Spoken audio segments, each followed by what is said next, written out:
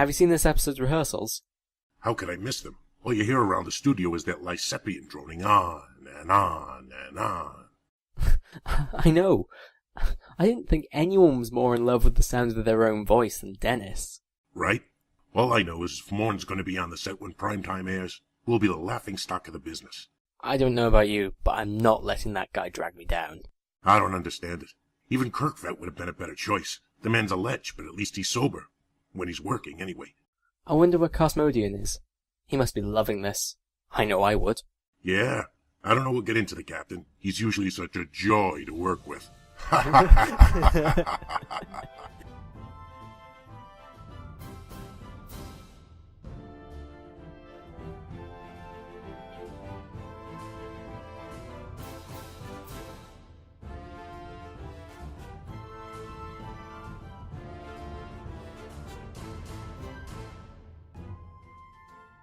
What the hell are you doing here? Security even let you into the building? Hey, who do you think got Blitzer's job?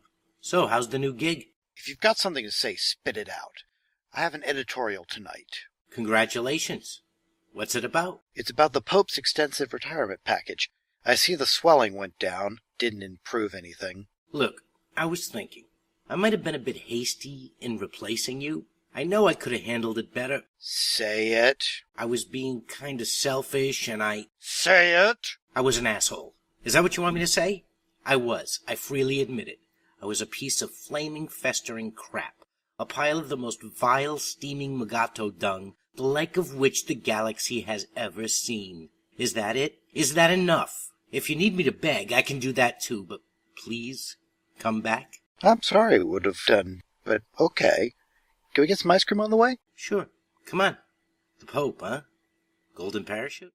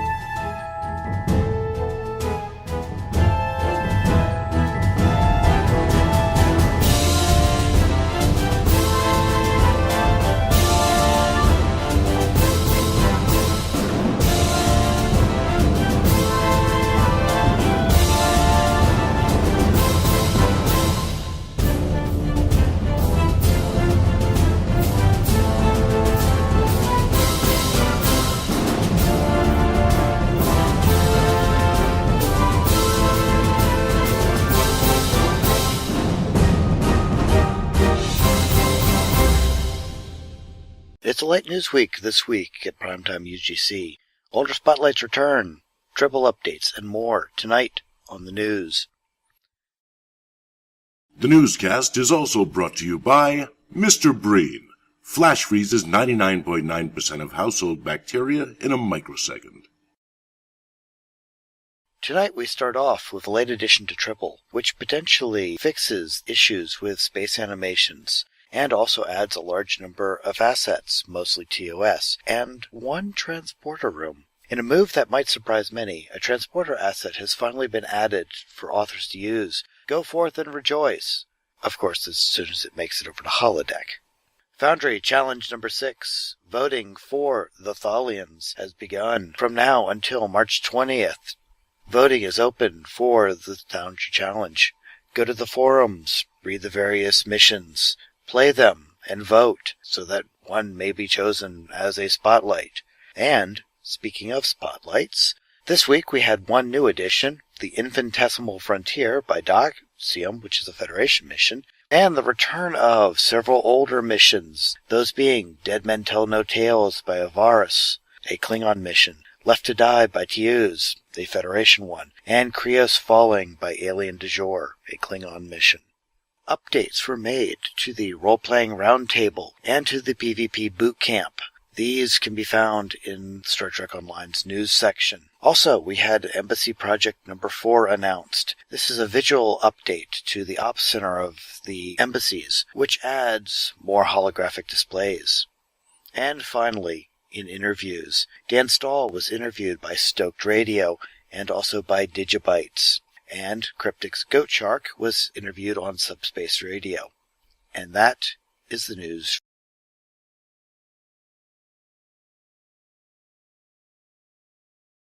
Tonight on Primetime UGC's interview exclusive, we have none other than Cryptic and Star Trek Online's own Zeronius Rex.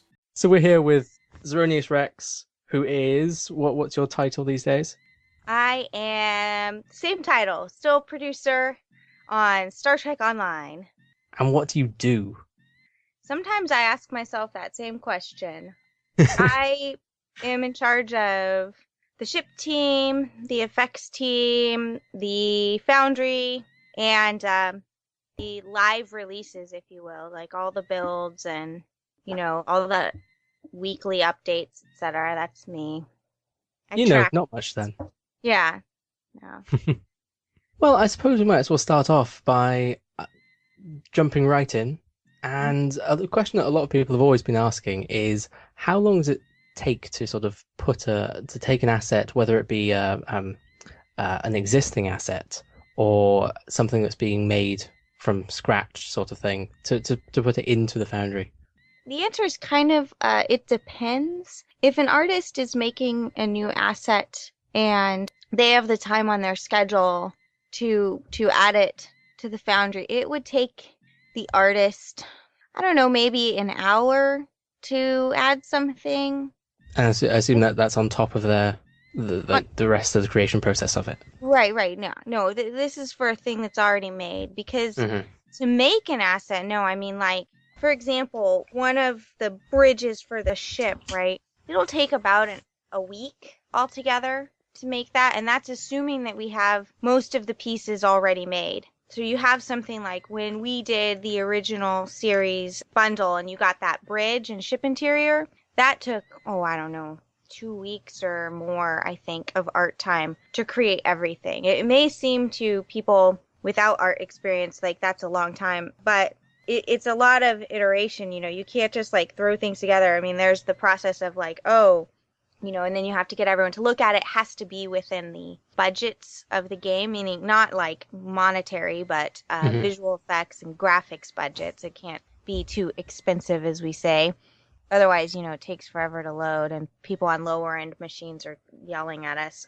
So to create a new asset can take a lot of time. But then a lot of the stuff that's gone in recently, all of the stuff that's gone in recently has been stuff I've done off the clock, if you will. So I stay later or come in earlier or whatever and add stuff myself. And it took me to add I think I added maybe 10 props. It took at least a day, maybe 2, to get all those in. And I have to find them, and our file structure is insane. And then do all this stuff in the editor. And as part of my normal duties, I'm not using our editor. So it's not like I have extensive training in it and that sort of thing. And I try to be as low impact on our team's schedule, right? So that we don't, we're everybody's hard at work on our next update. I don't want to be interrupting them every 5 minutes to get help. So I puzzle through things. The one thing is I know we get dinged and people think we don't test, but we do test. And so before I have to do everything in the editor, and that takes time. And then, okay, I think I've done everything. And then I have to go and load it up. Before I can even check it in, I have to test it and make sure that I've done things properly. And if I haven't, which is the case when you're learning things, then I have to go back in and figure out what I did wrong and then test it again. And so the whole process takes a while. Today I was just trying to add some more stuff, and I think it took me an hour just to find a handful of things to add. It'll take me a little less time, I think, this time, but, I know that previously, there was the conception, the thought that we just kind of click a button and there it goes. And I know I've read threads that say, oh no, they already have, these items have these numbers. They just have to unlock them. And that's absolutely not the case. We create a separate version for the Foundry for every single asset we make, because we don't want Foundry missions to be hurt or messed up if we decide to change our props or our walls, right? If we decide, you know what, nobody really likes this 20-foot wall, let's make it 10 foot. If we didn't have a separate Foundry version, then every single person who had used the 20-foot wall would suddenly have like huge holes in their maps, right? So we don't like my 20-foot walls. Yeah, right? They're very useful. They're big and they're ugly and they're grey and they're very useful. Exactly. But so we have, it is a separate creation process. It's not just like flipping a switch and saying, okay, these guys can use this, because we want to give you all the assets, as many as you want, but it takes so much time. I hope that answers the question. I'm a little rambly. No, it does. And I have to say, on behalf of all of us, I think we can all say thank you very much for at least for coming in and doing it on your own back and putting these things in. I wondered how, when I saw Jeep written in on the on that, I was thinking, okay, what are we getting here? I know I need Jeep. I may change the name of it or something, because I'll be honest, what I did, because I think it was KirkFat that really said, hey, thanks for all the TOS interiors. Now where are my props? And I realized, oh, yeah. So I loaded up in my little test map. I loaded up the easiest thing for me to find was the captain's quarters of the TOS bridge. And so I was like, okay, here's all some TOS stuff. And that Jeep is in the captain's quarters. That's where it's from. He's a little props. Little Jeep. And I was like, that's cute. I want that. So yeah, I never thought I'd see a purpose for it, but then yesterday or 2 days ago, someone posted in chat with a picture of it, and it fitted perfectly. It fitted perfectly in a Bajoran office of all places. See, you guys are so creative. Now I heard there was talk of cookies. There is talk of cookies, but that's for the end. We have a nice little surprise for you at the end. So that everyone knows that the Foundry is full of bugs galore, and it's kind of one of our, it's not necessarily a bad thing, because sometimes they allow us to do things that really we shouldn't be able to do, and I'm sort of living testament to that. But there are some things that have been around for a very long time, and I'm wondering what sort of, whether there is any, I don't want to say ETA, but whether there's any movement on that, because we've heard of this elusive programmer for the Foundry on STO, and we're wondering what, or at least someone that's fixing bugs and things, especially Cryptic Frost, who's been doing so much for us these days. He's wonderful. Well, yeah, he's one of the QA guys. Mm-hmm. We're working on him. I think, was it 2 weeks ago? We put out a fix for at least one of them, the music thing, how it wasn't playing. Mm-hmm. So that fix went out, and there was a few other small ones in with that build, as I recall. And then QA just verified today the space animations should be back in. So that'll probably go to Tribble today, depending on when I get back to work. Maybe tomorrow. Well, maybe, I don't know if it'll go tomorrow. We're all in the office. We're working 6 and 7 days a week right now, but I'm not sure if the guys who update Tribble are. So that one's coming real soon. That should, if it actually works successfully, because that's what happens is, they think they fixed it, and then it goes to QA, and QA is like, oh, yeah, except for we made this happen now, or whatever. So QA has a change that should address this, but I haven't seen it. I think it was successful, but assuming it was, then it goes to holodeck a week hence. So it'll go Thursday next. That's a pretty good one. But the other ones, I mean, we are working on them, but the issue being that we don't have I know there was talk of a dedicated programmer. We've never had a programmer who's dedicated only to the Foundry, not on STO. We have all our programmers working on, like, all the stuff, if you will. And so we have a couple that have been working on various bug fixes. So some of them are Foundry and some of them are otherwise, and some of them are working on our May update, which is why it's harder to give an estimate. And the other, I mean, the fact that sometimes the attempted fixes fail is the other reason it's really hard to give estimates, because I may know that somebody's working on something, but I don't know that they will necessarily be successful. We can only hope. Yeah. They usually are, but, So you know how you're learning all these newfound little things. How Hmm. would you fancy maybe making a green screen and sort of just plopping it in there for us? Oh, the Just green screen. That may happen. I'm not. I talked to one of the guys from another team, and he said he could make the object for me. I literally cannot make art. I don't have the programs on my computer to do it. mm, It requires more tools than I have, and quite frankly, more skills than I have. There's a reason I'm not an artist, which is like I have none of that training, and I think that's okay. I can still take what they've mhm. created and pick it up, but I can't create the assets myself. That's part of the issue. But Mm. if he can make them for me, we can probably get them added. I have to say that would make Paul's life so much happier. Yes, well, we now have accepted that demo record is not going to be, since it's not a supported function of the game, that we're not going to see that fixed. So, One day we'll give it its proper send off. right. But the green screen would help, yes. Can you tell us about our friend Pathing and why it's so goofy? Do you mean particularly in the Foundry or in general? I'll go with the Foundry specifically. I'm thinking like recently I just replayed Galactrix's Syndicate Extraction, and for it being a cryptic made map, it is terrible getting buffs to move around on it. Yeah, I actually think there's a couple issues at play. For one, anything where the visibility is ever toggled, it is treated as though it is never there when you create pathing information.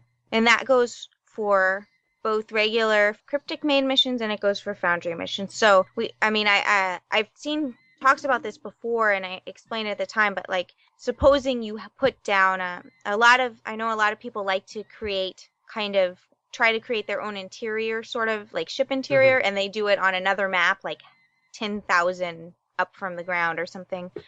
If you take your floor piece and ever make it invisible, it acts like it was never there to begin with. So when it tries to find pathing, it says, oh, there's no floor here, and it puts the path, the stuff down at its nearest valid location. That's part of the thing that happens on almost every Foundry mission. Almost all of you, understandably, make things appear and disappear, if you will, right? Because it's their stories are generally better with that kind of behavior, and that's something that we deal with too on our map, if you will. I know that a really good example is in spoilers, but in one of your final fights with Hakiv, there's this archway, and like you go through, and like the thing falls down. I haven't got that far. And Snape kills Dumbledore. But in that place, we had the same problem, and I'm sure all of you who've played that can attest to horrible bridge officer pathing through there. We did address it, and it's at least better, but that's part of it. The other part is, I think with that map, even if you play the cryptic map, the pathing is not real great.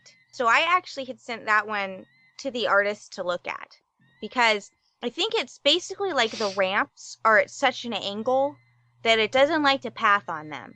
And or, if I recall, it was 2 levels, and it also doesn't really like that. I know that the map he used in particular, I think it's the one from Treasure Trading Station, I think that map itself is somewhat problematic, like that specific example. So I think it's a combination of things, like some of them are just maps that in retrospect we maybe should not have added because they had these kind of inherent problems in them. Some of it is just that if you've got an object where you changed the visibility of it, and then thus that made it more difficult to like walk around and that kind of thing. I think I have seen that happening not just on Galactrix's mission, but I think Alt Exist used the same map, and the pathing on that's a bit wonky too. Yeah, I think I could be wrong, but I think if you replay, like I said, I think it's Treasure Trading Station is the template they use. I think if you replay that, you'll see it's not real great. And like I said, I'm hoping that the artists can look at it and try and improve it, but I don't know yet if what the status is of it. Okay, that was one thing I was wondering, is if it had baked in pathing, or it like actually, what we do, have the custom maps where we know it gets laid on there. Yeah, the Foundry doesn't have any. The maps y'all get are blank, pretty much, or there should be.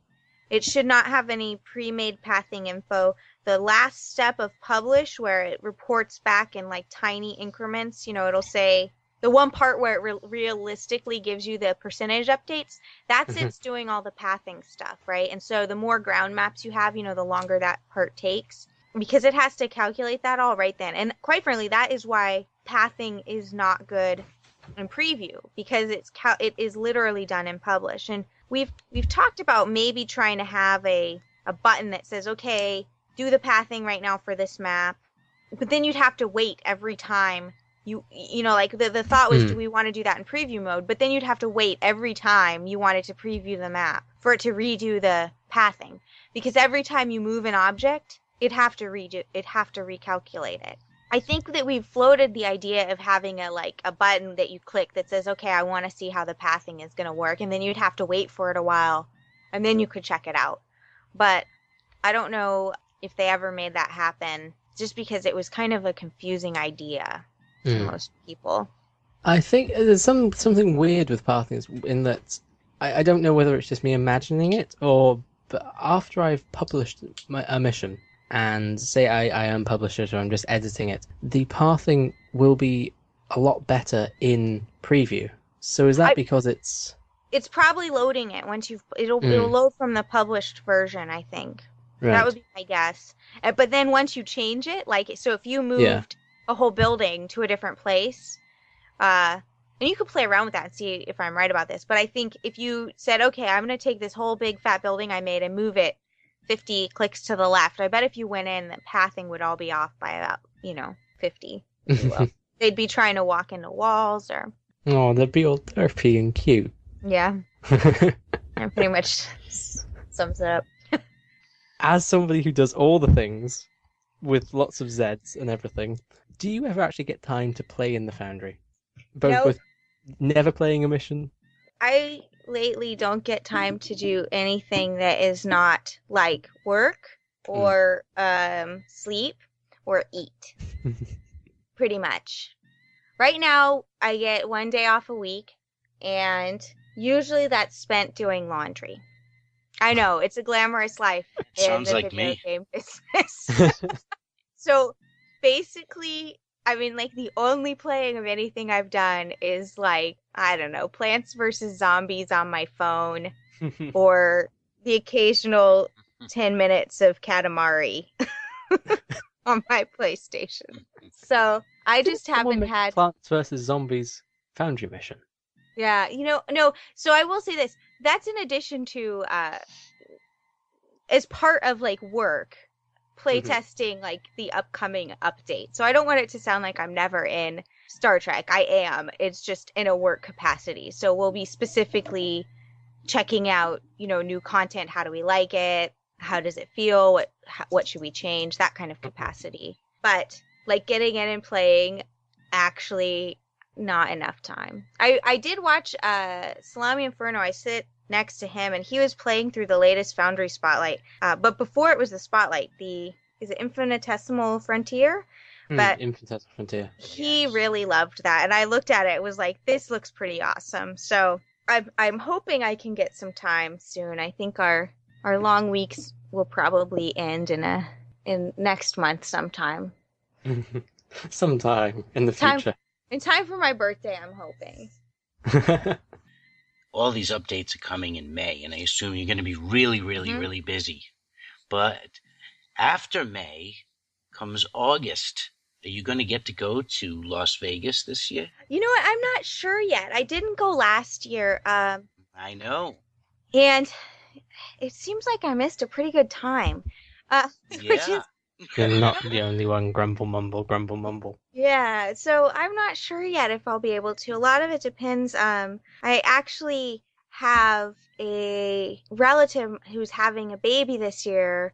So any vacation time I get, honestly, I'm probably going to want to go see my new little niece or nephew because, you got to do that. But that being said, the convention is only a long weekend. So I'm hoping that I'll be able to fit that in, and because it was a lot of fun when I did go.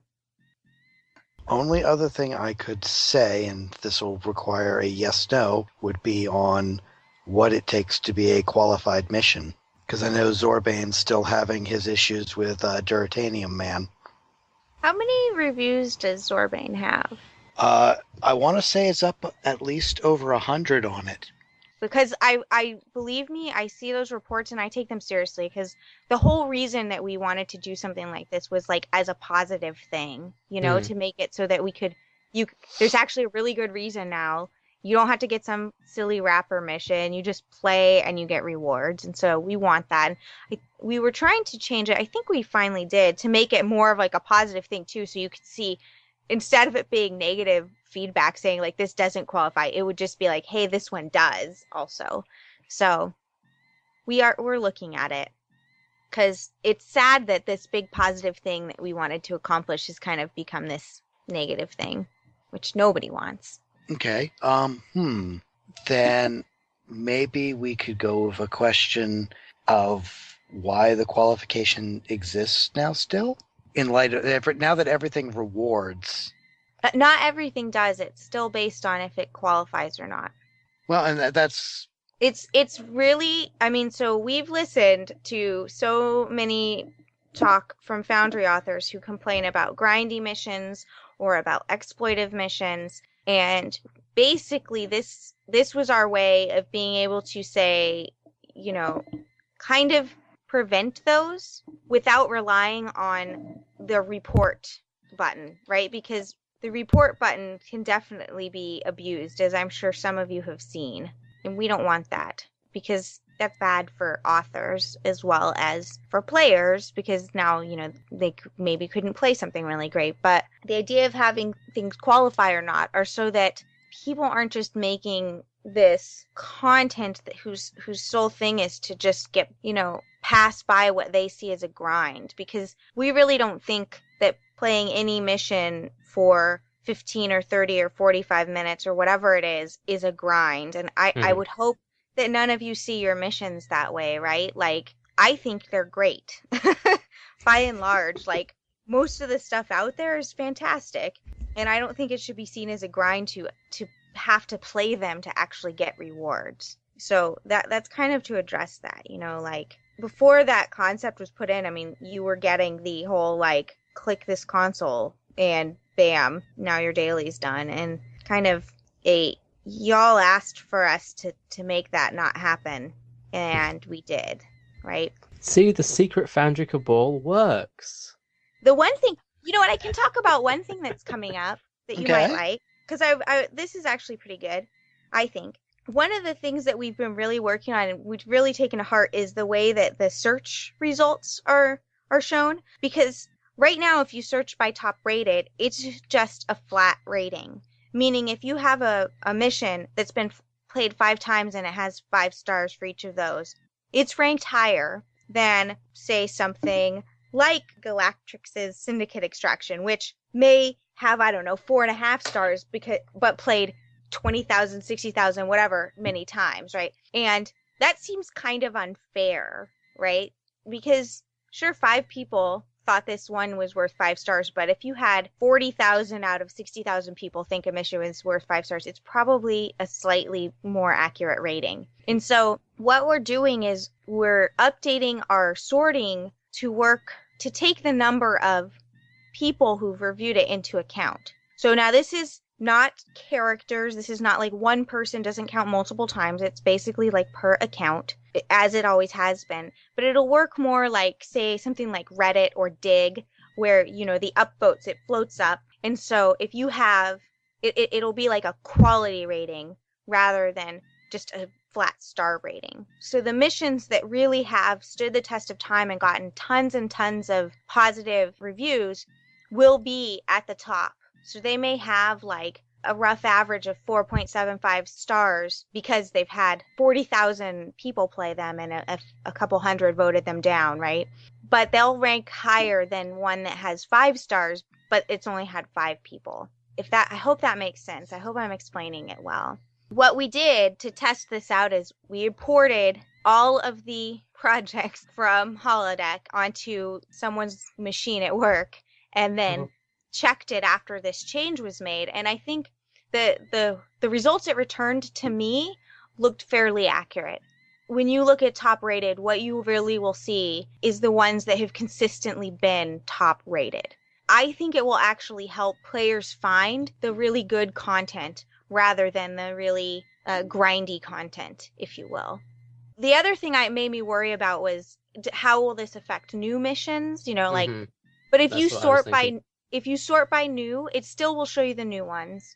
And we're considering having a separate thing that would just let you sort by star rating alone, but we actually didn't see how that would be as useful. If you're interested in the top rated ones, what you probably want are the top rated ones as seen by like the community rather than as seen by a guy and his 5 friends. So the new search will still be there, and you can search that way and all that kind of stuff. It seemed really win-win to me, having seen it in action. So if I'm explaining it poorly, I'm hoping that's just it. But when we get that, it may be in for our May update. I'm not actually sure the timing of when that change will go in and whether it will be in our May update or not. We'll know more when we have that out for like testing for everyone. No, I think I can see how that would actually be really quite useful when I really think about it.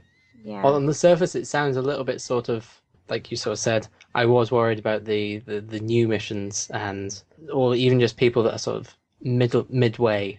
They don't have thousands of views. They don't have thousands of reviews and such.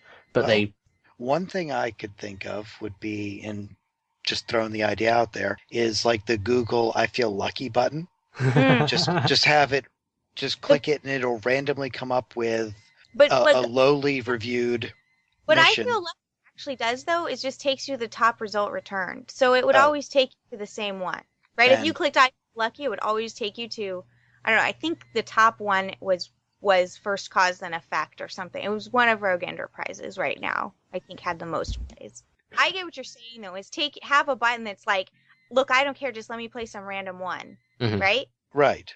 That would be neat. I think we were a little worried about doing that because there are a lot of published ones that are like, test, don't play. I don't think we'd want to take people to those because that's not really probably what they're looking for. So they don't want to go to the Primetime UGC set. Right. Come on, Paul. You've got reviews on that. I have. It's not like theirs are bad. They're great, but it's not like they're built for, say, the average player, right? Just built for, fun or for a specific purpose. So it's a great idea. So if there are sort of like filters and things put onto it, so they could say, okay, I want such and such, such and such. But again, that will require us to have more filters and more. Honestly, it'd be the kind of thing that we'd all like to see at some point. The ability to say this mission requires an EV suit, or okay, this one is a diplomatic mission, or that sort of thing. That is the kind of thing that would be nice to add at some point. But since we don't have it right now, we're doing what we can. No, I think it could really work nicely, and you're right. It's more. I suppose it's more for the player than the author, if that makes sense. Although it rewards the author in one way, but it allows the. But I suppose if players see that there's good content in the Foundry, then they're more likely to go and play more good content. So then other things float to the top. See, I'm just talking myself into it now. Yeah. I like what I think makes it feel safer to me is that it's account based, right? Like you can't just go in with all your characters and try and upvote. It has to be per account. So that feels a little better. Damn, there goes all my plans. I'll never see 100 reviews again. So I think we're sort of coming up to the end, unless anyone else has anything. And before we go into a little surprise for you, which I assure you, you're going to love. This is sort of the opportunity for you to say anything you like to our audience and to the players and authors and people. Oh, no pressure or anything, though, right? Oh, no, not at all. No. Yeah. Just all the spoilers and everything. Yeah. Right. I guess most importantly, I would want to say thank you. I know that things have been slow in coming and it's not as we would all wish it. So thanks for sticking in there, for not screaming or berating me all too much. We all appreciate your support and your understanding, and definitely your content that you're making. All the missions that I've actually, the spotlight missions that I've played and the other ones I've found on my own, I've always been really impressed, and I think you guys do great work. And to you three in particular, also thank you for having me on and letting me ramble about all sorts of stuff. Rambling is good. That's it.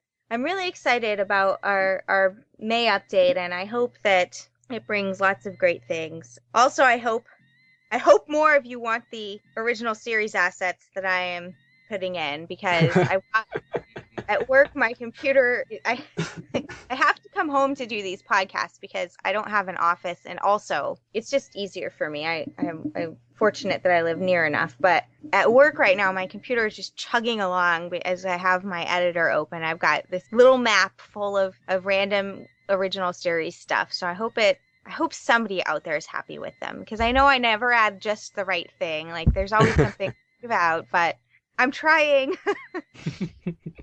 There's something quirky in it though. So like a Jeep. Yeah, exactly. However, maybe next time just blow it up a bit.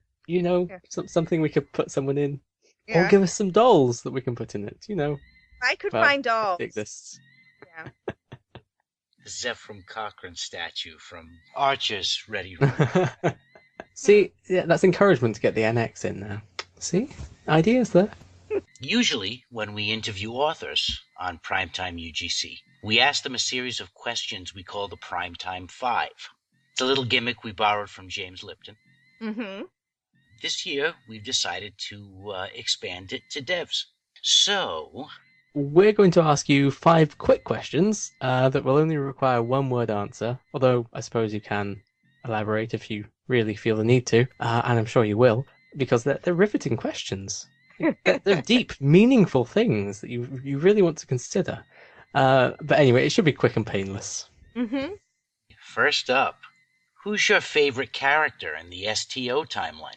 That's a good question. Let me think. Oh, that's an easy question.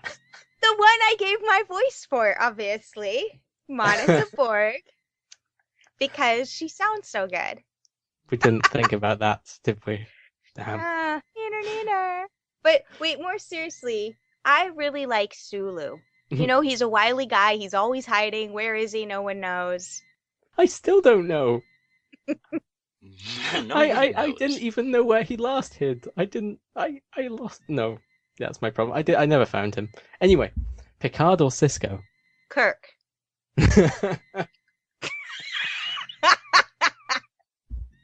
Damn.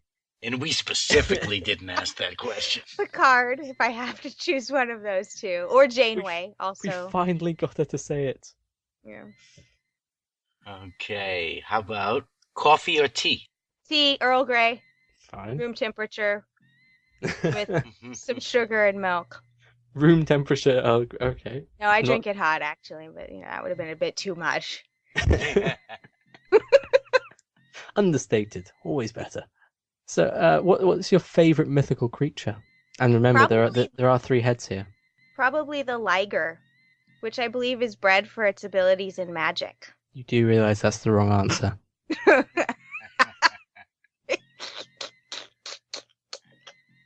Well, of course, because the Liger's not even mythical. It's real. No, it's real. That's right. I mean, if I really have to say, my favorite mythical creature is probably a Gorgon, which I know is not what Cerberus is really looking for here, but I like the Gorgons. They're like the first instance of girl power. Okay, and finally, and most importantly, this is the biggest question that has ever been asked, ever. Mm-hmm. What is your favorite cookie? Oh, I mean, really, I don't know if that's possible to answer. Right now, today, it might be Thin Mints because it's Girl Scout cookie time and I've been eating them. But really, I also like Snickerdoodles because it's fun to say them. Chocolate chip, they're the easiest to make. See, and I have no idea what you're talking about. I made some Earl Grey shortbread that was really good. Oh, I made those before. They're amazing. It combines a couple things I like. But no, I think of all the cookies I make, Snickerdoodles. Am I right? Just because Oatmeal. Oatmeal cookies. Ooh. No raisins. Forget that. Right. Or Oreos. You know what? Here's the deal. My favorite cookies are Yes, Please, More. I love them. I like There you cookies. go. Obviously. We all like cookies because cookies are cool. I Right. like both Except sides. for in browsers, right? No cookies. I turn them off. Actually, you know how going slightly off track once more because I know that was supposed to be the final thing, but you know how you have Earl Grey shortbread cookies or Earl Grey cookies. What Yeah. would be the Kirk equivalent? Because the things that jump to my mind at this time of night just they shouldn't go in cookies, but Well, he would have, oh, what are they called? Like brandy snaps, you know? Saurian brandy, like ginger snap things. I think they're called brandy balls, which is unfortunate. I'm pretty sure that's what they're called. And that's totally what Kirk would have. Because he likes the brandy. I'm pretty sure. fair enough. And now it's my turn to ask you guys questions, I think, right? All right. This is the part of your show where your guest interviews you. Sure. Yeah, why not? Oh Great. dear, turnabout. Yeah, Intruder. turn about is fair play. How did you guys get into doing this? Actually, Rogue Enterprise and I had done a 3-minute video review of Foundry missions originally, and we had done it for UGC. yeah, it was probably we did it for about a year almost, and then we started talking about doing a longer version, and then we ended up doing a half an hour every couple of weeks, all animated, all Foundry, and we just went from there. And he unfortunately had to leave, and I've been kind of replacing co-hosts ever since. But Well, if you hadn't fired me, Paul. well, no, you're still there. You're still there. That was a joke firing. That's different. With Morn. Yes, See, he talks far too much. that's right. He just babbles on and on. It's true. I mean, I've been struggling to get a word in edgewise. I think And me, Jane- I'm just the pretty face. It's been a pleasure. Thank you very much for coming on. Thanks for having me. I've had a ton of fun.